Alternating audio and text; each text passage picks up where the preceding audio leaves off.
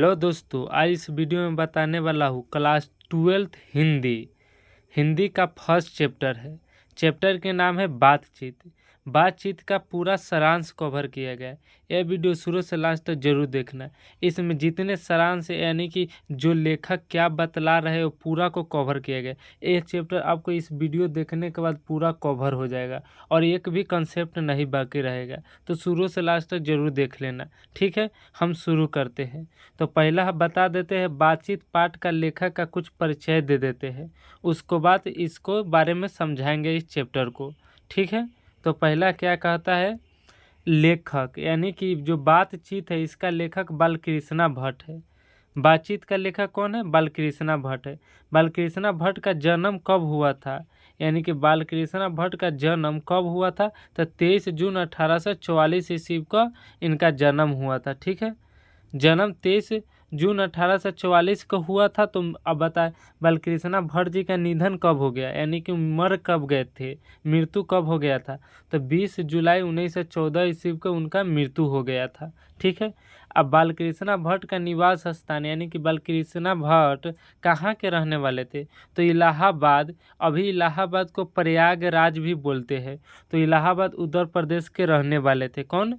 बालकृष्ण भट्ट जी कहाँ के रहने वाले थे? इलाहाबाद उत्तर प्रदेश के रहने वाले थे। ठीक है, उनकी अगर बात करें माता जी के क्या नाम था, बालकृष्ण भट्ट जी का माता के नाम क्या था? तो पार्वती देवी था। उनके माता के नाम पार्वती देवी था और बालकृष्ण भट्ट जी के पिताजी के नाम बेनी प्रसाद भट्ट थे।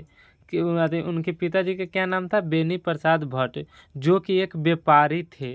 बालकृष्ण भट्ट के पिताजी पेशे से क्या थे? तो व्यापारी थे। ठीक है, और बालकृष्ण भट्ट आधुनिक काल का भारतेंदु युग का प्रमुख साहित्यकार थे। और बात करें बालकृष्ण भट्ट जो आधुनिक काल का, यहाँ पर ध्यान दीजिएगा, आधुनिक काल का भारतेंदु युग का प्रमुख साहित्यकार थे। कौन? बालकृष्ण भट्ट जी। ठीक है, तो आइए इनके बारे में कुछ बातचीत का जो सारांश है उसके बारे में समझाते हैं। यह वीडियो शुरू से लास्ट तक देखते रहना ताकि इसका पूरा आपको चैप्टर का कंसेप्ट पूरा समझ में आ जाएगा। ठीक है, तो क्या बतलाना चाहते हैं? बातचीत शीर्षक निबंध का आधुनिक काल के प्रसिद्ध निबंधकार बालकृष्ण भट्ट द्वारा लिखा गया है।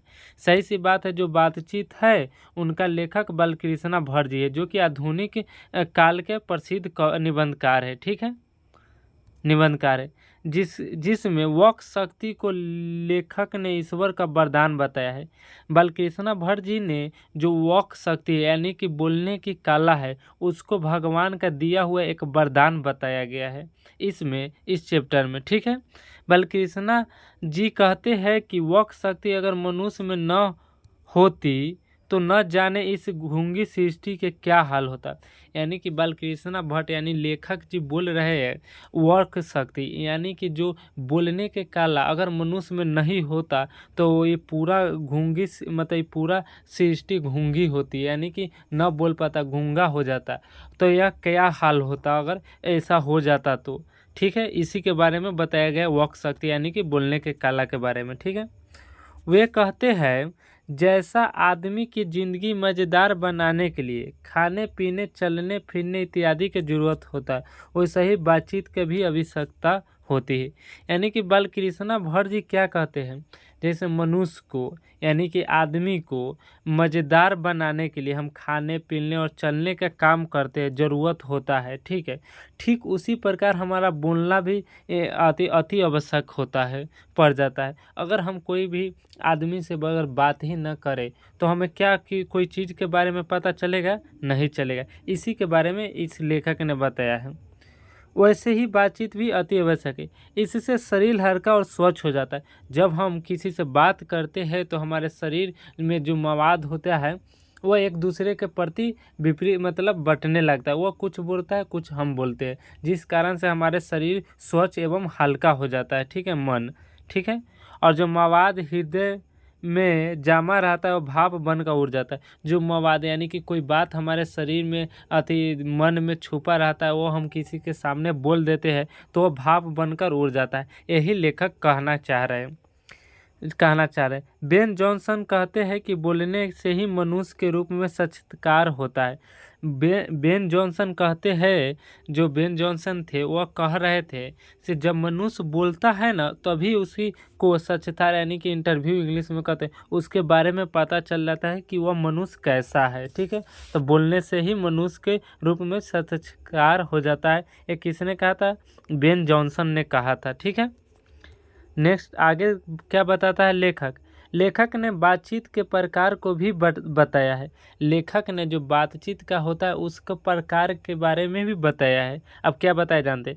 एडिसन मानते हैं कि असल बातचीत सिर्फ दो व्यक्तियों में हो सकती है।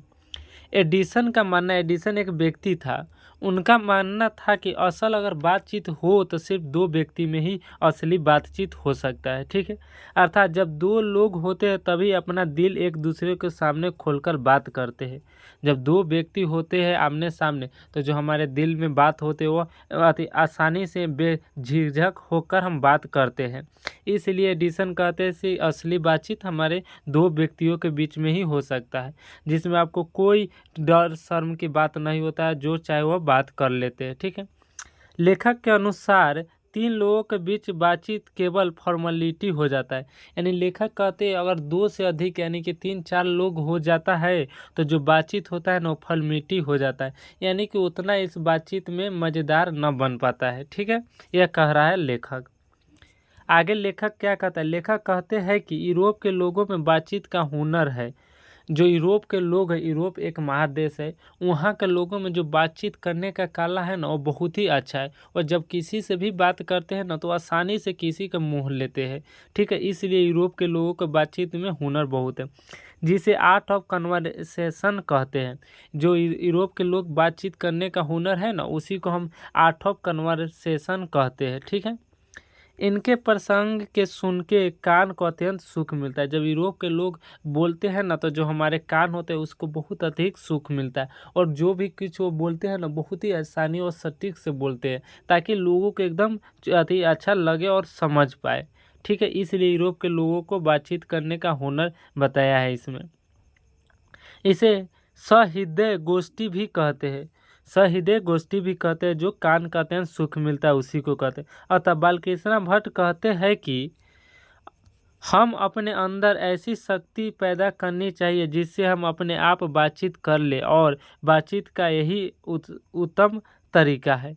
मतलब बालकृष्ण लास्ट में क्या कहते हैं कि हम अपने शरीर के अंदर कुछ ऐसी शक्तियाँ पैदा कर ले ताकि जो कि अपने ही से ही बातचीत हम कर ले, जो कि बातचीत का अति उत्तम तरीका है। ठीक है, यही तक कहना है जो बालकृष्ण भट्ट जी को। तो यही था इस चैप्टर को सारांश। और ये वीडियो पसंद है तो लाइक एंड सब्सक्राइब जरूर कीजिएगा। इस चैप्टर हमरा लगता है आपको पूरा समझ में आ गया होगा। अगर समझ में नहीं आया होगा तो दोबारा वीडियो को जरूर देख लेना, ताकि इस पूरा चैप्टर आपको समझ में हो जाएगा, और इसमें से जो ऑब्जेक्टिव बनने वाला है वो भी आपको सॉल्व हो जाएगा। ठीक है, और ये वीडियो देखने के बाद ऑब्जेक्टिव बनाइएगा तो आपको आसानी से वह सॉल्व हो जाएगा।